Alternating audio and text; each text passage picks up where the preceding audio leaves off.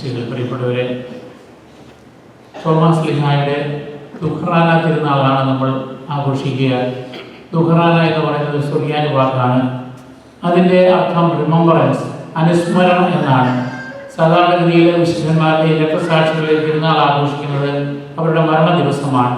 നമ്മൾ മരിച്ചു കഴിഞ്ഞാൽ നമ്മുടെ പൂർവ്വികരെ അനുസ്മരിക്കുന്നത് അവരുടെ ബർത്ത്ഡേ അല്ല, സ്വർഗത്തിലെ ബർത്ത്ഡേ ആയിട്ട് കണക്കാക്കുന്ന അവരുടെ ജന്മദിനമാണ്. തോമാസ് സ്ലീഹായുടേത് എന്നാണ് രക്തസാക്ഷിത്വം മരിച്ചത് എന്നുള്ളത് കൃത്യമായി അറിയില്ല. പരമ്പരാഗതമായിട്ട് അത് ഡിസംബർ 21 എന്നുള്ളതാണ് കണക്കാക്കിയിരുന്നത്. അതുകൊണ്ട് തന്നെ 1969 ആരാധനാക്രമ പഞ്ചാംഗം പരിഷ്കരിക്കുന്നതുവരെ ഡിസംബർ 21 കത്തോലിക്ക സഭ തോമാസ് സ്ലീഹായുടെ തിരുനാൾ ആഘോഷിച്ചത്. എന്നാൽ ഈ ആഗമന കാലത്തിൽ 25 നോമ്പിൻ്റെ ചൈതന്യം കുറയാതിരിക്കാൻ വേണ്ടിയാണ് അത് ജൂലൈ 3 മാറ്റിയത്. ജൂലൈ 3 വിശുദ്ധ ജെറോമിൻ്റെ പ്രബോധനം അനുസരിച്ച് അന്നായിരിക്കണം അദ്ദേഹത്തിൻ്റെ രക്തസാക്ഷിത്വ ദിനം എന്നുള്ളത്. മറ്റൊന്ന് 232 ആണ്ട് ജൂലൈ മാസം 3 തീയതിയിലാണ് എദേസായിലെ സഭയിലേക്ക് മൈലാപ്പൂരിൽ നിന്ന് തോമാസ് സ്ലീഹായുടെ തിരുശേഷിപ്പുകൾ, ഭൗതിക അവശിഷ്ടങ്ങൾ കൊണ്ടുപോയത് എന്നുള്ളത് കൊണ്ടുമാണ് ജൂലൈ 3 ഈ തിരുനാൾ ആഘോഷിക്കുവാനുള്ള കാരണം. മറ്റൊന്ന് നമ്മൾ ഈസ്റ്റർ കഴിഞ്ഞ് വരുന്ന പുതു ഞായറാഴ്ചയും തോമാസ് സ്ലീഹായെ അനുസ്മരിച്ച് പ്രാർത്ഥിക്കാറുണ്ട്.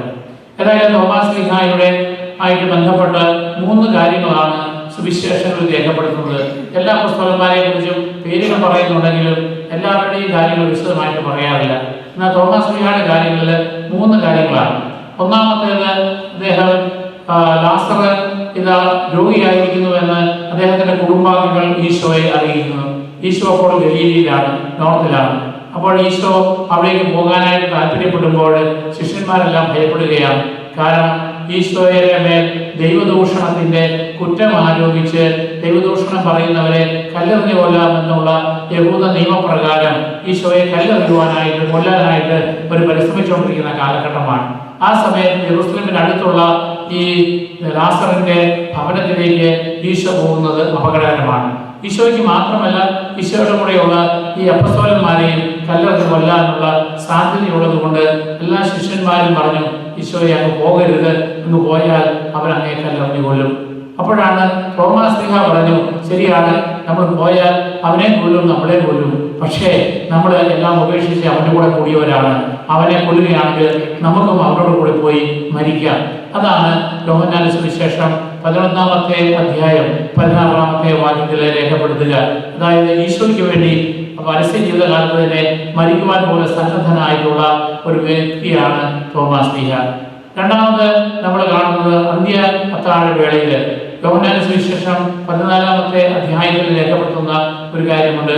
ഈശോ തന്റെ ശിഷ്യന്മാരോട് പറയുന്നു, ഇതാ ഞാൻ പോവുകയാണ്, ഞാൻ നിങ്ങൾക്ക് വസതി ഒരുക്കും, ഞാൻ തിരികെ വരും, ഞാൻ എവിടേക്കാണ് പോകുന്നത് നിങ്ങൾക്കറിയാം, അതുകൊണ്ട് വഴിയും നിങ്ങൾക്കറിയാം.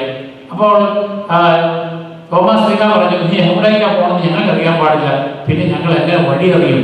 അപ്പൊ അതുകൊണ്ട് ഈ മാർഗം എന്താണ്, വഴി എന്താണ് എന്നുള്ളതിനെ കുറിച്ച് ആ സംശയം ചോദിക്കുവാനുള്ള ധൈര്യം തോമാസ് സ്ലീഹ കാണിക്കുമ്പോഴാണ് ഈശോ പറയുക, ഞാനാകുന്നു വഴിയും സത്യവും ജീവനും.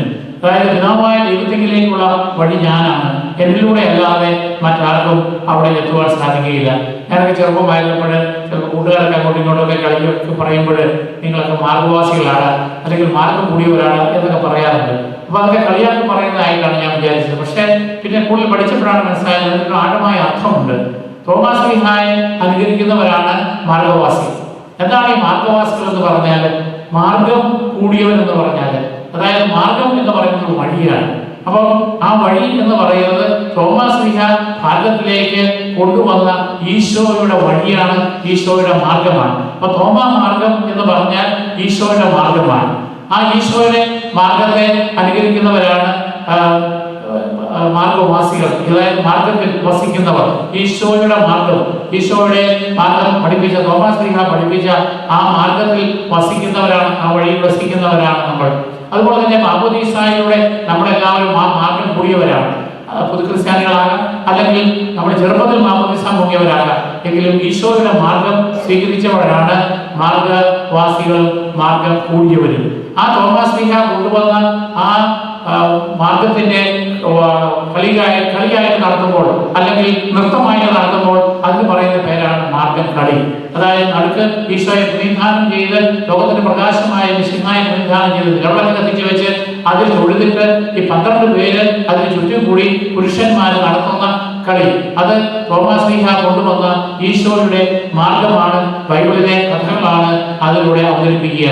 അങ്ങനെ ഈശോയാകുന്ന വഴി മാർഗം നമുക്ക് ഭാരതത്തിലും അതുപോലെ തന്നെ കഥായ സഭയിലുമൊക്കെ പ്രചരിപ്പിച്ച, ലോകത്തിന്റെ റോമൻ സാമ്രാജ്യത്തിന് വെളിയിൽ പ്രചരിപ്പിച്ച വ്യക്തിയാണ് തോമാശ്ലീഹ. മൂന്നാമത് നമ്മൾ കാണുക, ഈശോ മരിച്ച് ഉദ്ധാനം ചെയ്ത ദിവസം തന്നെ അപ്പോസ്തലന്മാർക്ക് പ്രത്യക്ഷപ്പെടുമ്പോൾ തോമാശ്ലീഹ അവിടെ ഇല്ല.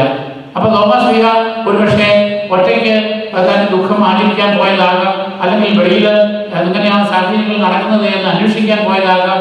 ഏതായാലും ഈശോ ഒന്ന് പ്രത്യക്ഷപ്പെടുകയും അവർക്ക് പാപങ്ങൾ മോചിക്കുവാനുള്ള അധികാരം നൽകുകയും ഒക്കെ ചെയ്യുമ്പോൾ തോമാശ്ലീഹ അവിടെ ഇല്ലാതെ പോയി.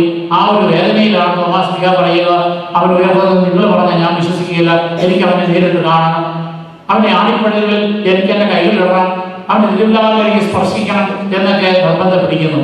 അപ്പോഴാണ് ഈശോ മനസ്സിലാക്കിക്കൊണ്ട് തന്നെ ഈശോ ഇത് പിറ്റേ ഞായറാഴ്ച തോമാശ്ലീഹയ്ക്ക് പ്രത്യക്ഷപ്പെട്ട് പറയുകയാണ്, തോമാ നീ ഇവിടെ വരിക, നിന്റെ കൈകൾ കൊണ്ടുവരിക, എൻ്റെ ഹൃദയത്തിലെ നിന്നോട് സ്പർശിക്കുക, നീ അവിശ്വാസിയാകാതെ വിശ്വാസിയായിരിക്കുക.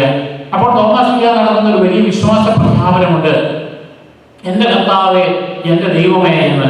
അതിന് വളരെ ആഴമായ അർത്ഥമുണ്ട്. ദ ലോർഡ് എന്നുള്ളത് എൻ്റെ ഗുരുവാണ് അല്ലെങ്കിൽ എൻ്റെ പ്രഭുവാണ് എന്നൊരാളെ കുറിച്ച് പറയുന്നത് പല അർത്ഥത്തിലെടുക്കാം. അത് നമ്മളെക്കാൾ സുപ്രീമറായിട്ടുള്ള ഒരാളെ, നമ്മുടെ ഗുരുനാഥനെ, അല്ലെങ്കിൽ വലിയ സാമ്പത്തിക സൗകര്യങ്ങളുള്ള ആളുകളെ, അല്ലെങ്കിൽ പ്രഭുക്കന്മാരെ, അല്ലെങ്കിൽ ദൈവത്തെയും ഒക്കെ ദ ലോർഡ് എന്ന് വിളിക്കാം. ദൈവത്തെ ലോർഡ് എന്ന് വിളിക്കുമ്പോൾ ഇംഗ്ലീഷിലാണെങ്കിൽ അത് ക്യാപിറ്റൽ ലെറ്ററിലായിരിക്കും ലോർഡ് എന്നുള്ള വാക്ക് ഉപയോഗിക്കുക, അല്ലെങ്കിൽ മൊത്തം വാക്ക് ഉപയോഗിക്കുക. അപ്പൊ അതിൽ പല അർത്ഥങ്ങളുണ്ട്. ഈശോയെ ഈ ശിഷ്യന്മാരെല്ലാം പരസ്യ ജീവിതകാലത്ത് തങ്ങളുടെ ഗുരുവായിട്ട്, തങ്ങളുടെ നാഥനായിട്ട്, തങ്ങളുടെ പ്രഭുവായിട്ട് അംഗീകരിച്ചു. എന്നാൽ എല്ലാവർക്കും ഒരു തീർച്ചമായ ഒരു ബോധ്യം വന്നില്ല, അവരോട് ഭൗതികമായ ഒരു രാജ്യം സ്ഥാപിക്കുന്ന ഒരു നേതാവാണ്. എന്നാൽ തോമാശ്ലീഹ ഇപ്പോൾ ബോധ്യം വന്നു, അവൻ മരിച്ചവരിൽ നിന്ന് ഉദ്ധാനം ചെയ്തിരിക്കുന്നു. അത് മറ്റാർക്കും സാധിക്കുന്ന ഒരു കാര്യമല്ല. അതുകൊണ്ട് തന്നെ ഇവൻ ദൈവമാണ്. അപ്പൊ അതുകൊണ്ടാണ് തോമാശ്ലീഹ പറയുന്നത്, എൻ്റെ കർത്താവേ നീ എൻ്റെ ദൈവമാണ്. ആ ദൈവമാണ് എന്നുള്ള ആ ബോധ്യം. മറ്റുള്ള മതവിഭാഗക്കാർ പറയും ഈശോ ഒരു വലിയ നേതാവായിരുന്നു, ധാരാളം ധാർമ്മികമായ കാര്യങ്ങൾ പഠിപ്പിച്ചിട്ടുണ്ട്, ഒരു വലിയ നവോത്ഥാനകനായിരുന്നു. അങ്ങനെ ഈശോയെ ബഹുമാനിക്കുന്ന മറ്റു മതസ്ഥരായ ആളുകളുണ്ട്. എന്നാൽ അതുപോലെയല്ല, നമ്മളെ സംബന്ധിച്ചിടത്തോളം ഈശോ എന്ന് പറയുന്നത് പരിശുദ്ധ ത്രിത്വത്തിന്റെ രണ്ടാം ആളായ യഥാർത്ഥ ദൈവം തന്നെയാണ്. ആ ദൈവത്തെയാണ് നമ്മൾ ആരാധിക്കുന്നത്, നമ്മൾ ബഹുമാനിക്കുന്നത്. അതിനുശേഷമാണ് തോമാശ്ലീഹ അപ്പോസ്തലന്മാർക്ക് പല സ്ഥലങ്ങളിലേക്ക് പോകുവാനുള്ള നടപടി തീരുമാനിക്കുമ്പോൾ റോമൻ സാമ്രാജ്യത്തിന് വെളിയിൽ പോകുവാനായിട്ടുള്ള പൗരസ്ത്യ ദേശങ്ങളിലേക്ക് പോകുവാനുള്ളതായ തീരുമാനമുണ്ടാകുന്നു. പക്ഷെ തോമാശ്ലീഹ പോകാൻ മടിക്കുകയാണ്. റോമൻ സാമ്രാജ്യത്തിന് വെളിയിൽ പ്രത്യേകിച്ച് പല വിവിധ ഭാഷകൾ സംസാരിക്കുന്നവരുടെ ഇടയിലൊക്കെ പോയി പ്രസംഗിക്കുക എന്നുള്ളത് ബുദ്ധിമുട്ടാണ്. അപ്പൊ ആ സമയത്താണ് ഒരു ഐതിഹ്യമുണ്ട്, ദി ആക്ട്സ് ഓഫ് തോമസ് എന്ന് പറയുന്ന പുസ്തകത്തിൽ രേഖപ്പെടുത്തുന്ന കാനോനിക ഗ്രന്ഥത്തിലല്ല എങ്കിലും അവിടെ തോമാശ്ലീഹയുടെ അടുക്കൽ വന്ന് ഒരാള് വന്നിട്ട് പറയുകയാണ്, അബാനസ് എന്ന് പറയുന്നയാള് തോമാനോട് ചോദിക്കുന്നു, നിന്റെ യജമാനൻ ഈശോ എന്ന് പറയുന്ന ആളാണോ? അതെ എന്ന് പറയുന്നു. എങ്കിൽ അദ്ദേഹം നിന്നെ കൂട്ടിക്കൊണ്ട് ഭാരതത്തിലേക്ക് പോകാൻ എന്നോട് ആവശ്യപ്പെട്ടിരിക്കുന്നു, നീ എൻ്റെ കൂടെ വരണം, അവിടെ ഒരു കൊട്ടാരം നിർമ്മിക്കണം. കാരണം ഈ അബാനസ് എന്ന് പറയുന്നത് അവിടെ ഗുണ്ടഫോറസ് രാജാവിന്റെ, അതായത് നമ്മുടെ ഭാരതം എന്ന് പറയുമ്പോൾ അന്നത്തെ കാലത്ത് ഇപ്പോഴത്തെ അഫ്ഗാനിസ്ഥാനും ബലൂചിസ്ഥാനും പഞ്ചാബ് സിന്ധു ഒക്കെ ചെയ്യുന്ന നോർത്ത് ഇന്ത്യ. അപ്പൊ അവിടെ നിന്നുള്ള രാജാവാണ് ഗുണ്ടഫോറസ് രാജാവ്. ഈ രാജാവ് അബാനസ് എന്ന് പറയുന്ന തന്റെ കാര്യസ്ഥനെ നമ്മുടെ മറ്റ് പലസ്തീൻ ഭാഗത്തേക്ക് വിടുകയാണ്. കാരണം അവിടെയുള്ള നല്ല ആർക്കിടെക്ടറിനെ കൊണ്ടുവന്ന് മറ്റു രാജാക്കന്മാരോട് മത്സരിക്കത്തക്ക വിധത്തിൽ വളരെ മനോഹരമായ ഒരു കൊട്ടാരം നിർമ്മിക്കാൻ വേണ്ടിയാണ് അദ്ദേഹത്തിനെ ആളയച്ചത്. അപ്പോഴാണ് ഈശോ പ്രത്യക്ഷപ്പെട്ട് അബ്ബാനസിനോട് പറയുകയാണ്, നീ ഇങ്ങനെ ഒരു ആർക്കിടെക്ടറിനെ അന്വേഷിക്കുകയാണെങ്കിൽ ഇതാ എൻ്റെ ഒരു ശിഷ്യനുണ്ട്, നീ അവിടെ കൂട്ടിക്കൊണ്ട് പോകുമോ? പിന്നെ ഈശോ അയാൾക്കൊന്നും മനസ്സിലാകുന്നില്ല. അങ്ങനെയാണ് ഈ രാജാവിന്റെ സന്നിധിയിലേക്ക് പോകുന്നു. അതായത് ക്രിസ്തുവർഷം 20 മുതൽ 46 വരെയുള്ള കാലഘട്ടത്തിൽ ഭരിച്ചിരുന്ന രാജാവായിട്ടാണ് ഗണ്ടഫോറസ് രാജാവ് അറിയപ്പെടുക. ആ രാജാവിന്റെ അടുത്ത് വന്നപ്പോൾ രാജാവ് പറഞ്ഞു, ഞാൻ ധാരാളം സമ്പത്തിനെ ഏൽപ്പിക്കുക, അതിമനോഹരമായ ഒരു കൊട്ടാരം അവിടുത്തെ ആർക്കിടെക്ചർ അനുസരിച്ച് പണിയണമെന്ന് പറയുന്നു. തോമാസ് ലീഹ അതിന് സമ്മതിക്കുന്നു. അതിനുശേഷം തോമാസ് ലീഹ കിട്ടിയ പണമെല്ലാം ഉപയോഗിച്ച് പാവപ്പെട്ട ആളുകളെ, ദരിദ്രരായവരെ സഹായിക്കുകയും ചാരിറ്റി ചെയ്യുകയും അതോടൊപ്പം തന്നെ അവരോട് സുവിശേഷം പ്രസംഗിക്കുകയും ചെയ്യുന്നു. കുറെ കഴിയുമ്പോൾ രാജാവിന് മനസ്സിലായി തന്റെ സമ്പത്തെല്ലാം ഇയാൾ പാവങ്ങളെല്ലാം കൊടുക്കുന്നതല്ലാതെ കൊട്ടാരമൊന്നും പണിയുന്നില്ല. ആ അവസരത്തിലാണ് തോമാസ് ലീഹായെ വിളിപ്പിച്ചിട്ട് ചോദിച്ചു, നീ എവിടെയാണ് കൊട്ടാരം പണിയുന്നത്? അപ്പൊ തോമാസ് ലീഹ പറഞ്ഞു, ഞാൻ കൊട്ടാരം പണിയുന്നുണ്ട്, പക്ഷെ അത് ഈ ഭൂമിയിലല്ല. ഈ ഭൗതികമായ സമ്പത്ത് കൊണ്ട് കൊട്ടാരം പണിയേണ്ടത് സ്വർഗത്തിലാണ്. ഈ ലോകത്തിൽ നീ അധികം നാൾ ജീവിക്കുകയില്ല, പക്ഷെ നീ മരിച്ചു കഴിയുമ്പോൾ നിനക്ക് ജീവിക്കുവാനുള്ള ഒരു വലിയ വസതിയാണ് സ്വർഗത്തിൽ ഞാൻ ഒരുക്കുന്നത്. ഇതൊന്നും അവിശ്വാസിയായ ഗണ്ടഫോറസ് രാജാവിന് സ്വീകാര്യമല്ല. അതുകൊണ്ട് തന്നെ അദ്ദേഹം തോമാസ് ലീഹായെ പിടിച്ച് കാരാഗ്രഹത്തിൽ ഇടുന്നു. അങ്ങനെ കാരാഗ്രഹത്തിൽ കഴിയുന്ന തോമാസ് ലീഹായ്ക്ക് വേറൊരു സംഭവം ഉണ്ടാകുന്നു. അന്ന് രാത്രിയിൽ ഗാദ് എന്ന് പറയുന്ന ഗണ്ടഫോറസ് രാജാവിന്റെ സഹോദരൻ മരിക്കുന്നു. പെട്ടെന്ന് രോഗിയായി മരിച്ചപ്പോൾ രാജാവിന് വളരെ ദുഃഖമായി. അപ്പോഴാണ് രാജാവ് ഓർത്തത്, ഈ തോമാസ് ലീഹ ധാരാളം അത്ഭുതങ്ങളും അടയാളങ്ങളും കാണിക്കുന്നുണ്ട്, പലതരത്തിലുള്ള അത്ഭുതങ്ങൾ പ്രവർത്തിക്കുന്നു. അതുകൊണ്ട് തോമാസ് ലീഹായെ വിളിച്ചു വരുത്തി. എന്നിട്ട് പറഞ്ഞു, നീ എനിക്ക് എന്തെങ്കിലും ചെയ്യാൻ പറ്റുമോ ഇവനെ പുനർജീവിപ്പിക്കാനായിട്ട്? തോമാസ് ലീഹ പ്രാർത്ഥിക്കുകയും ഗാദ് എന്ന് പറയുന്ന ഈ ഗണ്ടഫോറസ് രാജാവിന്റെ സഹോദരൻ നിദ്രയിൽ നിന്ന് ഉണരുന്നു, മരണത്തിൽ നിന്ന് ഉയരുന്നു.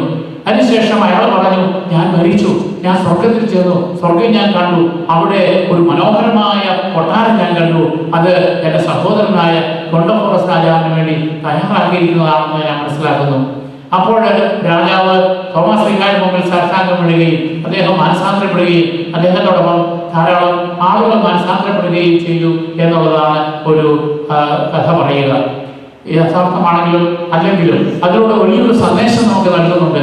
നമ്മളൊക്കെ ഈ ലോകത്തില് കൊട്ടാരങ്ങൾ നിർമ്മിക്കാൻ ശ്രമിക്കുന്നവരാണ്. കൊട്ടാര സദൃശമായ വീടുകളും അതുപോലെ തന്നെ കാറുകളും ജീവിത സൗകര്യങ്ങളും സുഖ സൗകര്യങ്ങളും ഒക്കെ അനുഭവിക്കാൻ ആഗ്രഹിക്കുകയാണ്. എന്നാൽ ഈശോ പഠിപ്പിക്കുന്ന ഒരു കാര്യമുണ്ട്, നിനക്ക് ഈ ലോകത്തിൽ ലഭിക്കുന്നതായ ജീവിത സൗകര്യങ്ങള്, നിനക്ക് കിട്ടിയ സമയം, നിനക്ക് കിട്ടിയ സമ്പത്ത്, ഇതെല്ലാം ഉപയോഗിച്ച് വരുവാനിരിക്കുന്ന ലോകത്തിലേക്ക്, അനശ്വരമായ ലോകത്തില് നിനക്ക് നിക്ഷേപങ്ങൾ സംഭരിക്കുവാനും ഇവിടുത്തെ പണം അവിടെ നിനക്ക് ട്രാൻസ്ഫർ ചെയ്ത് അവിടുത്തെ ഡിപ്പോസിറ്റ് ആയിട്ട് മാറ്റുവാൻ സാധിച്ചാലേ ഉള്ളൂ നിത്യ ജീവിതത്തിലേക്ക് നിനക്ക് അനുഭവിക്കുവാൻ സാധിക്കുകയുള്ളൂ. അതുകൊണ്ടാണ് ഈശോ പറഞ്ഞത്, ഞാൻ രണ്ടാമത് വരുമ്പോൾ നിന്നോട് ചോദിക്കാൻ പോകുന്നത് നിന്റെ കാർ എത്ര ഉണ്ടായിരുന്നു, നിന്റെ കൊട്ടാരം എത്ര ഉണ്ടായിരുന്നു, ഇതൊന്നുമല്ല.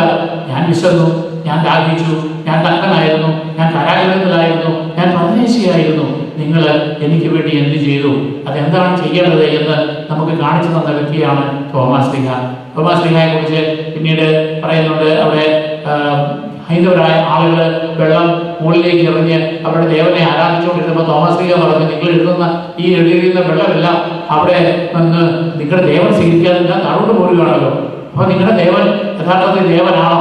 അപ്പൊ തോമാസ് ലീഹ ചലച്ച് ചെയ്തിട്ട് പറഞ്ഞു, എന്നാൽ ഞാൻ വെള്ളം ഒഴിക്കാം നോക്കട്ടെ എന്ന് പറഞ്ഞു. വെള്ളം ഒഴിക്കുമ്പോൾ അത് അവിടെ മുകളിൽ നിൽക്കുകയാണ്. അങ്ങനെയാണ് ചില ആളുകളെ അദ്ദേഹം അത്ഭുതങ്ങളിലൂടെയും അടയാളങ്ങളിലൂടെയും മാനസാന്തരപ്പെടുത്തുന്നതായിട്ട് ചില കഥകളിലൂടെ പറയുക. തോമാസ് ലീഹായുടെ രക്തസാക്ഷിത്വത്തെ കുറിച്ച് പറയുന്നത്, തോമാസ് ലീഹായോട്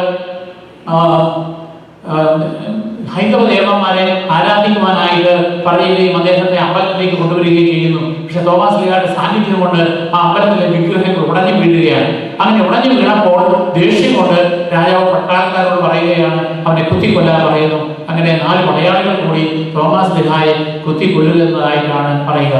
ഏതായാലും തോമാസ് ലീഹായുടെ അനുസ്മരണാലങ്ങൾ തിരുനാൾ നമ്മൾ ആഘോഷിക്കുമ്പോൾ നമുക്ക് ലഭിക്കുന്ന ഈ ബൈബിളിലെ 3 സംഭവങ്ങളിലൂടെ 3 സന്ദേശങ്ങളാണ്. ഒന്ന്, നമുക്കും അവനോട് കൂടി പോയി മരിക്കാം എന്ന് പറഞ്ഞതുപോലെ ഈശോയ്ക്ക് വേണ്ടി, സഭയ്ക്ക് വേണ്ടി, നമ്മളുടെ ക്രിസ്തീയമായ പ്രിൻസിപ്പിൾസിന് വേണ്ടി എന്ത് സഹനവും ഏറ്റെടുക്കുവാനുള്ള ധൈര്യം, അതിനുള്ള കമ്മിറ്റ്മെന്റ് നമുക്കുണ്ടാകണം. രണ്ടാമത്, ഞാനാണ് വഴിയും സത്യവും ജീവനും എന്ന് പറഞ്ഞ ആ കാര്യങ്ങൾ പഠിപ്പിക്കുവാൻ കാരണമായി തോന്നുന്ന തോമാസ് ലീഹായിലൂടെ നമുക്ക് ഈശോയാകുന്ന വഴി, ഈശോയാണ് സത്യം, ഈശോയാണ് നമ്മുടെ മാർഗം എന്ന് തിരിച്ചറിയുവാനും ആ മാർഗത്തിലൂടെ മാത്രം ചലിക്കുവാനും നമ്മുടെ വഴിയിൽ നിന്ന് വ്യതിചലിക്കാതിരിക്കാൻ നമുക്ക് ശ്രമിക്കാം. മൂന്നാമതായിട്ട്, എന്റെ കർത്താവേ, എന്റെ ദൈവമേ എന്ന് പറഞ്ഞതുപോലെ എല്ലാത്തിനേക്കാൾ ഉപരിയായി നമുക്ക് നമ്മുടെ ദൈവത്തെ ആരാധിക്കുവാനും ആ ദൈവത്തെ സമർപ്പിച്ചുകൊണ്ട് നമ്മൾക്ക് ഈ ഭൗതിക നേട്ടങ്ങളിലല്ല, അതിനേക്കാളും അത് ഉപയോഗിച്ചുകൊണ്ട് വരുവാനിരിക്കുന്ന ലോകത്തിലേക്ക് നിക്ഷേപങ്ങൾ സംഭരിക്കുവാനുമായിട്ട് പരിശ്രമിക്കും.